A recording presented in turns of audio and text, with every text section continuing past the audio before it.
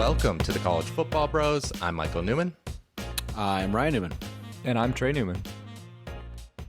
All right, so FanDuel has released point spreads for 70, I think even more, of the biggest games of the college football season. And we have picked out 6 of those point spreads that we found the most interesting. Maybe they seemed off or just kind of illuminating about how the odds makers see these teams. So, Trey, what's the first spread we got here? The first one that I looked at was Notre Dame is favored 3 at home to Cincinnati. So essentially saying about even on a neutral field. And honestly, I kind of thought even with the Notre Dame home field that this game might be closer to pick, especially if you use SP Plus and some other metrics as a gauge. I know the Irish aren't chumps and they have a way to reload, but it's just a lot of production to overcome in my opinion that they lose. But there's always a lot of Notre Dame fans at the betting window, and I can see why the spread's here. But the week before, Notre Dame is on a neutral setting, an underdog to Wisconsin. So I feel like if they lose there, this line could move towards Cincinnati. Yeah, it's definitely some respect for Notre Dame there. And I guess, they've been consistent the past 4 years. They've been really, really good, but they probably lose more this year than they have in quite a long time. So we'll see if they're able to stay a 10-win type team. Yep. All right, here. Let's move on to my first one here. I got Texas at Iowa State, and Iowa State is a 9-point favorite. Just the immediate thing that catches my attention is just the large spread. 9 is quite a bit. I'm assuming, and I think I can safely say, that's the largest point spread Iowa State has had in favor of them over Texas in their history. It's just a lot. I mean, I know Iowa State is a preseason top 10 team, and Texas is a fringe kind of top 25-ish type team. So I guess it doesn't seem that far-fetched when you just look at where they are ranked going into the year. But it's Texas is a 9-point dog to Iowa State. That's just okay. It is just jarring to see. Like you said, it might not be wrong, but you don't. Even though Iowa State is going to be really good, you don't think of them as this dominant team. You think, against Texas, it's going to be a close game. Maybe it will, but yeah, could be interesting. All right, next game I have is Georgia against Florida, of course, on a neutral site. And Georgia is favored by 8, which just seems like a lot. It seems like in looking at all of these point spreads, it seems like the odds makers or the betting public, whoever, is kind of low on Florida. I know Georgia's going to be really good. They've got potentially the offense figured out with JT Daniels, but I'm not, 100% sold on that offense yet, especially, potentially being without George Pickens for the whole year.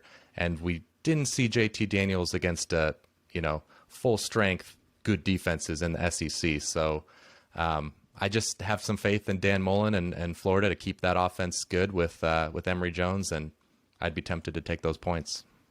Yeah, indeed. I'm looking at Clemson against the rest of the ACC. And so what I did was they don't play Miami or North Carolina this year, and Miami and North Carolina going into the year would be the second and third favorite to at least compete with Clemson. And so I was trying to look at how close they were, and I saw one similar game. Clemson is favored 17.5 at Pitt in Week 8. North Carolina is favored 4.5 at Pitt in Week 11. So a few weeks later. So that's indicating to me about a 13-point difference between Clemson and essentially everyone else in the ACC. So just that margin is alarming. I know Clemson obviously returns a lot on defense, and Uyunglele is great, but still a little bit surprising considering North Carolina is still a very good team. Yeah, and just the theme of that top 5 in college football of Alabama, Oklahoma, Georgia, Clemson, and Ohio State. Ohio State. Sorry, Buckeyes. They're just so far ahead of the rest of the pack because those teams that are 6-7, we're seeing point spreads that are pretty big. Which actually, I'm gonna cut in line here, Ryan, and give my next spread because it illustrates the same point. Alabama is favored 13 at Texas A&M, who might be the 6th or 7th ranked team in the country, which it's a big spread because if you look at what SP Plus would have it, which is of course is not gospel, but even SP Plus is fairly low on A&M. They have them 13th. They would make this spread or it would make the spread about 8.5.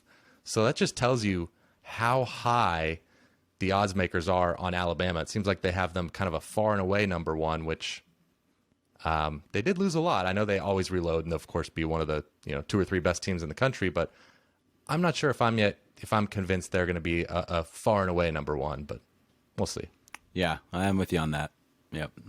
All right, let's go to my last one here.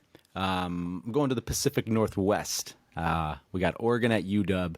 The Ducks are favored 2.5 here. Now, so that suggests maybe Oregon's about 5.5 points better than UW on a neutral field. And I guess if you look at preseason rankings, that makes sense but I'm not buying it. I do think Anthony Brown for Oregon will, probably have a solid year. I do like him, but they did have some faults last year. UW did go 3-1. Technically, was the winner of the Pac-12 North. Yes, yes. Going to keep pounding that home. And I know UW's offense wasn't all that great, but it doesn't have to be. If they can just get a little bit better, that defense is always going to be good, still going to be really good. They've recruited well. So, I don't know. I feel like Oregon's getting a little more of the Pacific Northwest love nationally, and I think UW deserves some of that limelight as well. Okay. All right, that's all we got. 2 each, baby.